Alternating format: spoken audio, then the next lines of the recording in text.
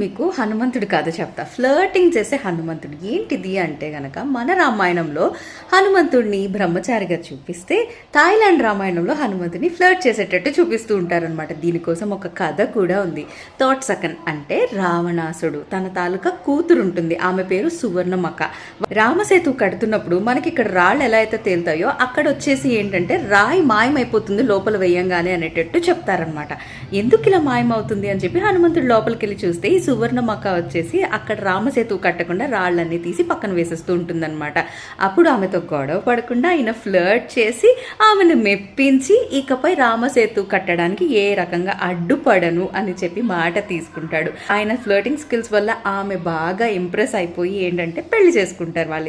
వాళ్ళిద్దరికి ఒక బేబీ కూడా ఉందని నమ్ముతూ ఉంటారు అనమాట. హనుమంతుడికి అన్ని రకాలు హంబుల్గా ఉండడం, బ్యారియర్లా ఉండడం, ఇవన్నిటితో పాటు ఫ్లర్టింగ్ స్కిల్స్ ఉన్నాయని చెప్పేసి అక్కడ ఒక హీరోయిక్ కైండ్ ఆఫ్ ఇమేజ్ అనేది థాయిలాండ్ రామాయణంలో ఉందన్నమాట.